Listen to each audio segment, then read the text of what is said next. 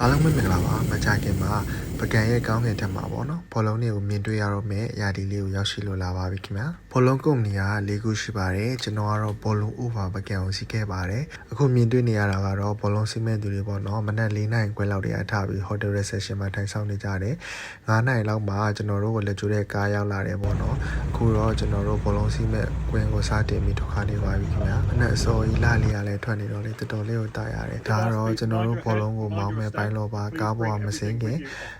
ဘောလုံးကွင်းထဲမှာဆေးလေးတွေပါမတောက်ရဘူး။ဘာညာပေါ်စီကန်းချက်တို့ဆိုတေချာလေးပြောပြပေးနေတာပါ။မနက်စာကိုလည်းကူကီနဲ့ကော်ဖီလေးကိုစီစဉ်ထားပေးတာပေါ့နော်။အခုထိုင်နေတဲ့သူတွေကဟိုမှာဘောလုံးလေးဖြည့်နေတာကိုထိုင်ပြီးစောင့်နေကြတာပေါ့နော်။ဘောလုံးလည်းလေးဖြည့်ပြီးဆိုတော့အခုဘောလုံးစတင်ပြီးထွက်ခွာရမှာပေါ့နော်။မြေပြင်ကနေတော့6နိုင်10မိနစ်လောက်နဲ့စတင်ထွက်ခွာပါတယ်။ဘောလုံးတစ်လုံးမှာပိုင်းလောပါ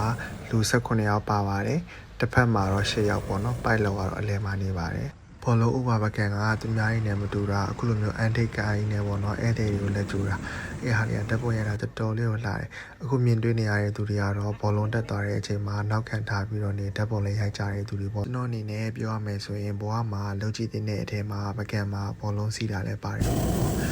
ဘောလုံးပေါ်ကနေပကံတစ်မျိုးလုံးကို360ပတ်ပတ်လည်းမြင်ရတဲ့အပြင်နေထွက်တဲ့အချိန်ကတကယ်ကိုပကြီးကားတစ်ချက်လိုပဲအရန်လှတာခင်ဗျာအခုမြင်တွေ့နေရတာကတော့ဘောလုံးပေါ်ကနေ Orient Bailey Hotel ကိုမြင်တွေ့နေရတာပေါ့နော်ဟိုတယ်ဝင်းကအရန်ကျဲပါတယ်ပြီးတော့တော်တော်လေးကိုခမ်းနာတယ်ပကံမှာကျွန်တော်အကြိုက်ဆုံးဟိုတယ်လို့တော့ပြောလို့ရပါတယ်ကျွန်တော်စီးတဲ့ဘောလုံးကတော့တော်တော်လေးကိုမြင်နေပြီလို့ပြောလို့ရပါတယ်ပကံဖျားရတော့မှတေးလေးပဲမြင်ရတော့တယ်ပေါ့နော်ဟိုမှာမြင်တွေ့နေရတာကတော့ ARD မြစ်ဖြစ်ပါတယ်ဒီဘောလုံးကိုစီးခဲ့တာကလွန်ခဲ့တဲ့နှစ်တွေအောက်တိုဘာလကစီးထားတယ်ပေါ့နော်မိုးအကုံဆောင်အကူဆိုတော့ရာသီဥတုကလည်းအေးတယ်ရှုကင်းနေရလဲစိမ့်ဆူဆူနဲ့ပကံဖျားရဲ့ဘောလုံးတွေကိုနောက်ကန်ထားပြီးကြည့်ရတာ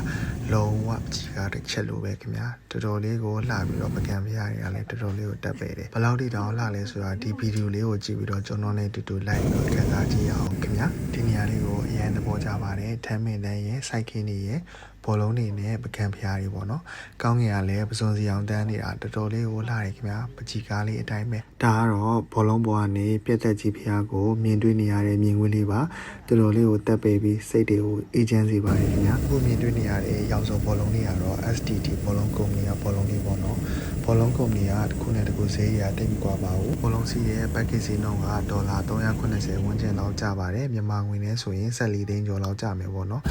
package လေးမှာဘာတွေပါဝင်လဲဆိုရင်ဘောလုံး2ယောက်စီးခွင့်ပါတယ်ဟိုတယ်မှာ2ညတဲခိုခွင့်ပါတယ်တယောက်ကို9သိန်းကျော်လောက်ပဲကျတော့မယ်ပေါ့နော်အခုလိုမျိုးဟိုတယ်2ညပါတဲ့ package တွေကတော့ promotion အနေနဲ့စက်တင်ဘာလအကုန်ထိပဲရောင်းချကြတာများတယ်ပေါ့နော်ပုံမှန်ဆိုရင်ဟိုတယ်2ညမပါဘူးဒေါ်လာ390ပါပဲဘောလုံးစီးလို့ရှိရင်အမြင့်ကြီးပြန်လာလို့မေးတတ်ကြပါတယ်အမြင့်ပေကပေ300နဲ့ပေ2000တိပြန်ပါတယ်လေချောင်းပုံမူတည်ပြီးတော့နေအမြင့်အနေလိုက်ပြန်တန်းပါတယ်အခုဆိုရင်ကျွန်တော်တို့စီးတဲ့ဘောလုံးကလည်းမြေပြင်ကိုဆင်းတော့မှာပဲဖြစ်ပါတယ်ဒီဘောလုံးတွေကတော့အတွဲလိုက်ဆင်းလာတယ်ပေါ့နော်ကပ်ပဲလေးဘောလုံးတော်ကြီးစားရှိရခင်ဗျာအခုကြည့်နေတဲ့သူတွေမှာရောရေးစားရှိရလားကျွန်တော်တော့မရှိဘူးပေါ့နော်အခုလိုမျိုးမြေပြင်ကိုဆင်းလာတဲ့ဘောလုံးတွေကိုဝန်ထမ်းတွေကအခုလိုမျိုးပေါ့နော်လိုက်ပြီးတော့နေဆွဲရတယ်ပေါ့နော်အဲ့ချိန်ကြလို့ရှိရင်ပိုင်းလောကပြောတဲ့စကားကိုတေချာလေးနားထောင်ပါပိုင်းလောကချင်းထဲမှာထိုင်ခိုင်းတာတယ်ပေါ့နော်လုံးဝမထားရပါဘူးဘာဖြစ်လို့လဲဆိုတော့ထိခိုက်ဒဏ်ရာမရအောင်ပေါ့နော်အခုတော့ဘောလုံးတွေတော်တော်များအောင်မှရောက်နေပါပြီဘောလုံးကိုလေထုတ်ပြီးလဲတဲ့ချိန်တိုင်းအရန်လာပါတယ်ဓာတ်ပုံတွေပါရိုက်လို့ရတယ်ကျွန်တော်တို့မရိုက်ပြီးတော့လေရှမ်ပိန်တွေအသီးတွေပေါင်မုတ်တွေလည်းကျွေးသေးတယ်နော်ဘောလုံးစီးချိန်ကစုစုပေါင်း1နိုင်လောက်ကြာပါတယ်အားလုံးကျေးဇူးတင်ပါတယ်